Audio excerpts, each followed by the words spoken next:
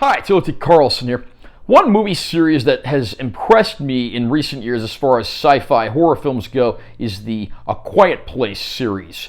We've gotten two films in this series that revolve around a certain family, but they made a surprising announcement before that they were actually going to do some anthology films in this series focusing on this alien invasion, but then also looking at how it impacted other people and looked at their points of view.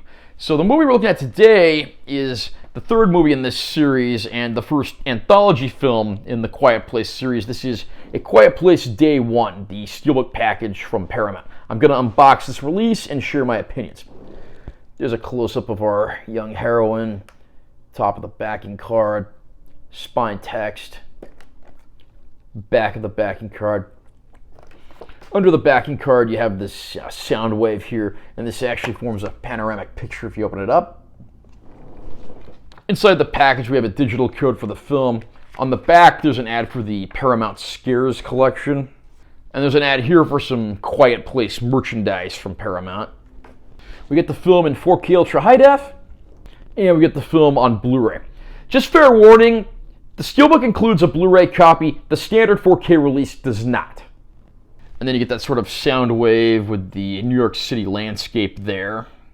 Experience the day the world went quiet in one of the best films of the year. When Samira returns home to New York City, her simple trip turns into a harrowing nightmare when mysterious creatures that hunt by sound attack. Accompanied by her cat Frodo and an unexpected ally, Samira must embark on a perilous journey through the city that has suddenly gone silent, where the only rule is to stay quiet to stay alive. Jaimin Hansu and Alex Wolff also star in this intense thriller featuring visceral scares and epic action scenes. I love the first two Quiet Place movies. The Abbott family are great characters, and seeing how this alien invasion impacted a family and how they had to change their lifestyle to stay alive certainly put an interesting twist on the sci-fi horror formula. And no one was more excited than me to see that they were going to be making anthology films set in this universe as well. I don't know if this will be the only one of those or if it's just the first of many, but anyway, unfortunately, I do have to say that the movie is a very mixed bag. It certainly delivers as far as suspense and scares go. I mean, despite these movies being rated PG-13, Paramount has been able to really, crank things up and still create an intense mood throughout.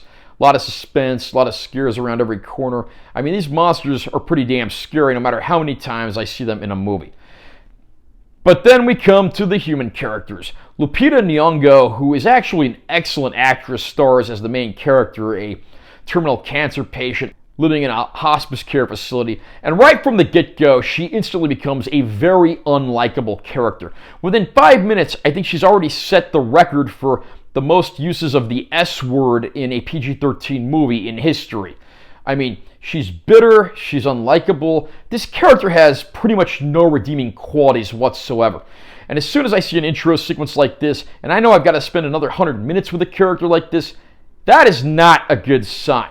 And the male lead in the film is portrayed by actor Joseph Quinn, but the movie doesn't introduce him until nearly 40 minutes into the movie, and by the time we finally do meet them, these two have no chemistry whatsoever.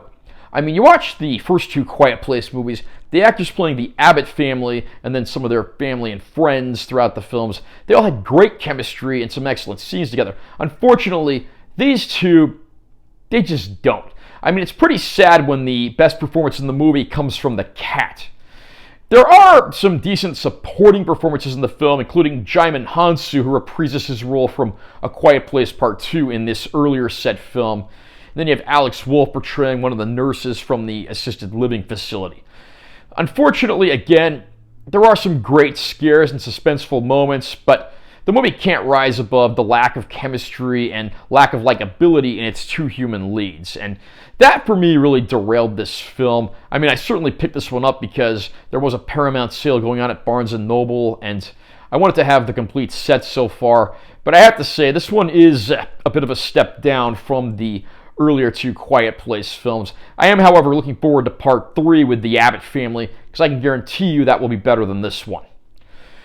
Now, the Quiet Place films on 4K are all upscales, probably due to the way that the monster effects are finished, so the movie does look a bit drab throughout. It's not a visually stimulating, visually stunning film, but it does reflect the way that it was shot and produced. And from what I can tell, compared to the included Blu-ray, there definitely are some upticks in terms of things like black levels on the 4K disc. So it is a good-looking transfer. It's just not one that's ever going to be visually stimulating. I mean, they do what they can, given that this is an upscale and the way the monster effects and so forth were finished.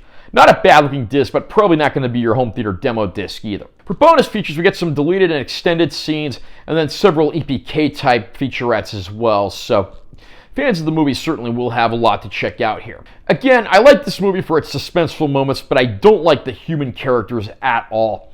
The two leads lack chemistry, and Lupita Nyong'o plays one of the most unlikable heroines in recent cinema history, which is a shame because she's a great actress and a great voice actress as well, so there's only so far you can rise with what you're given.